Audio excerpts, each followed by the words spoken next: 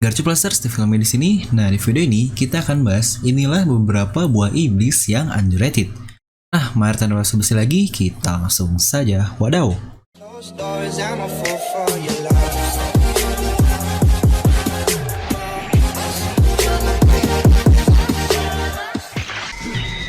Nah, seperti biasa, sebelum lanjut ke video ini, jangan lupa untuk subscribe dan juga nyalakan bel notifikasinya ya, biar video review ini langsung muncul di HP kalian. Tetap pastikan sebelum komen, kalian menonton video ini sampai habis, jadi tidak ada informasi yang miss dan juga yang terlewat. Nah, lagi-lagi, karena ini adalah channel Devilomi alias buah iblis, kita akan bahas lagi nih beberapa buah iblis yang sangat underrated. Atau mungkin yang kita artikan, buah iblis ini terlihat lemah padahal mempunyai potensi yang luar biasa. Dan seperti biasa, disclaimer, ini semua hanyalah murni pendapat saya pribadi alias pendapat dari channel Devilomi dan bukan perkataan dari siapa-siapa. Jadi, jika kalian punya perspektif sendiri tentang buah iblis ini jelas boleh dan akan sangat masuk akal. Dan ini hanyalah list saja dan bukan urutan, jadi tidak akan saya cantumkan angkanya ya. Nah, kita akan mulai dari yang pertama, yaitu adalah Baby Five. Kita mulai dari si cantik dan si baik Baby Five. Ia makan buah iblis Buki Nomi.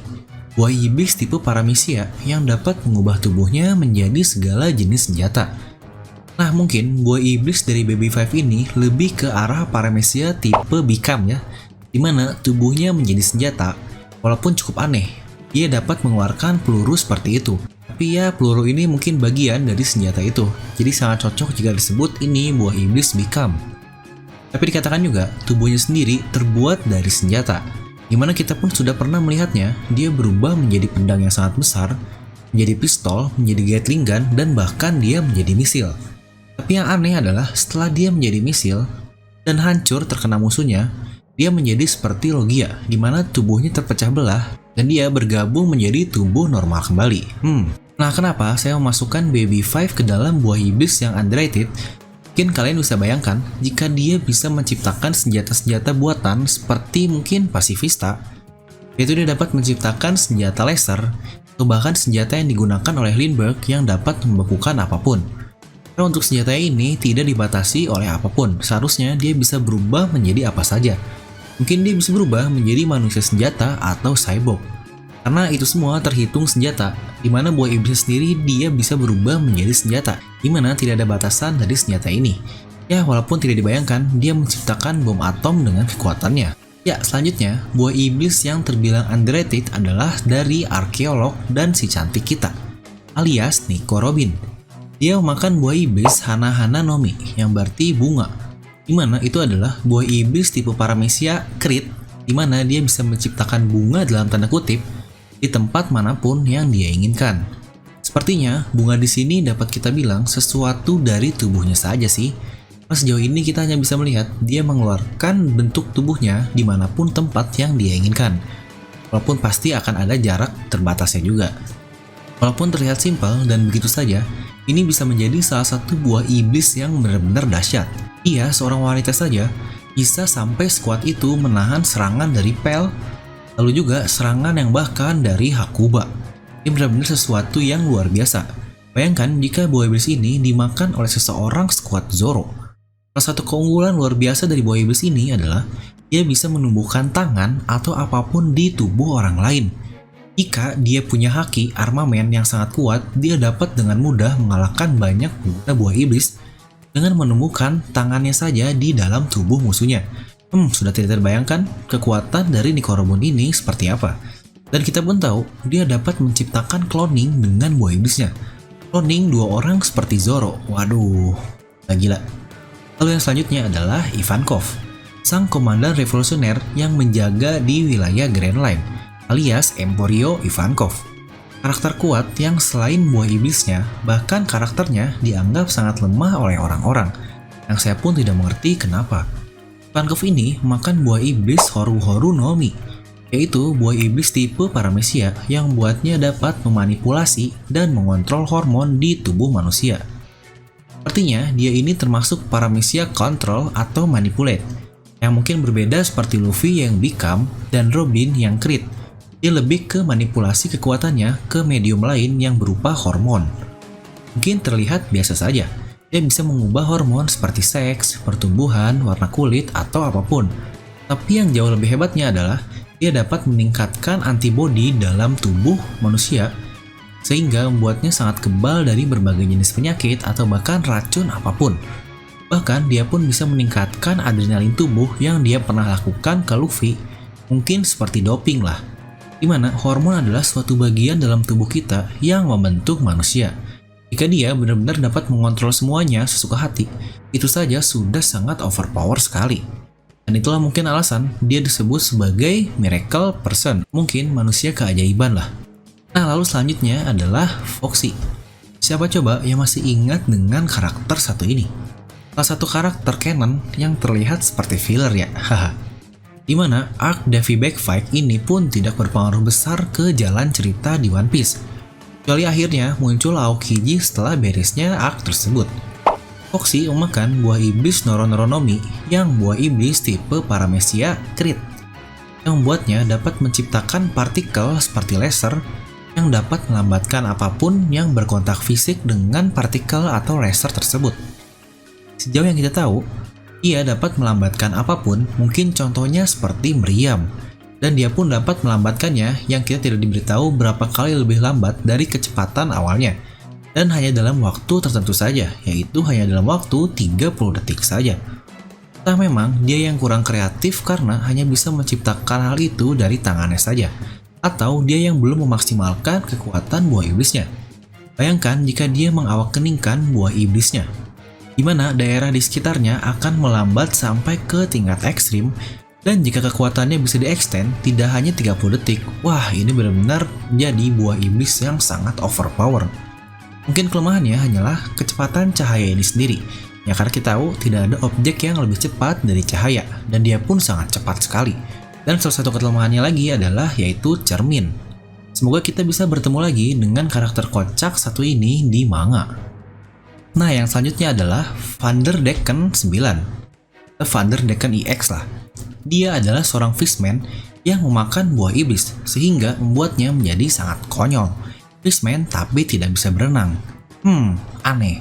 Dia memakan buah iblis Mato-Matonomi, satu buah iblis Paramecia juga yang dapat membuatnya melemparkan proyektil apapun seperti senjata, manusia, bahkan kapal Noah yang sebesar itu pun dapat dia gerakkan ke targetnya.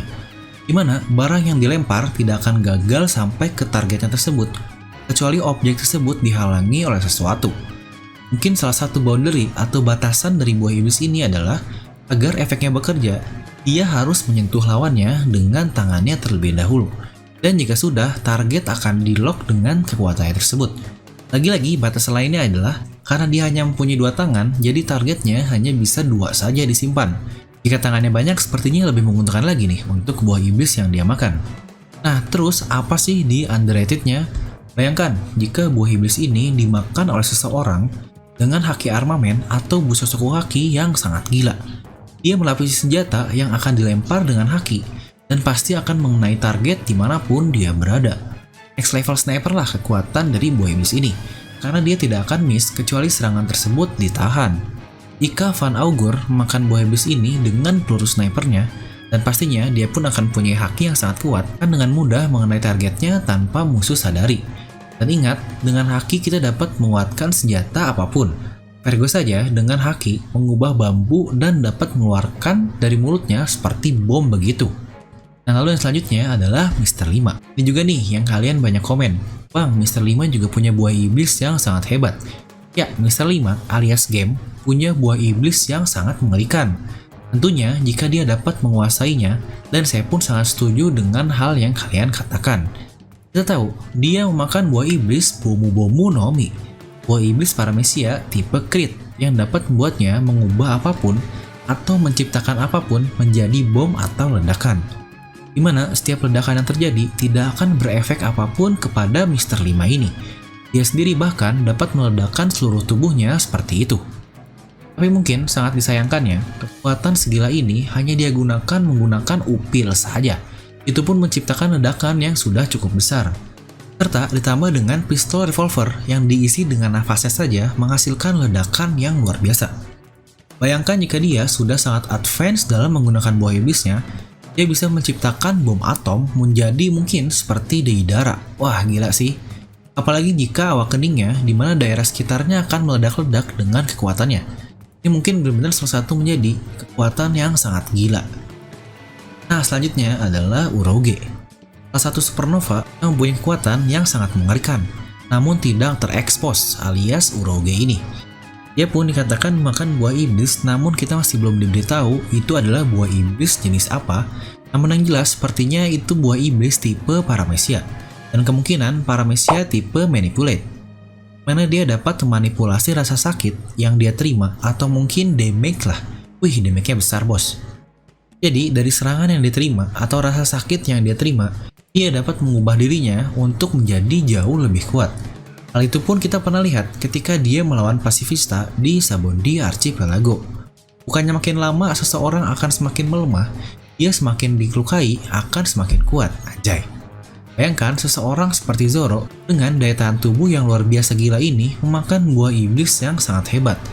Di saat dia sekarat, lalu dia mengaktifkan buah iblisnya, dia malah jauh lebih kuat.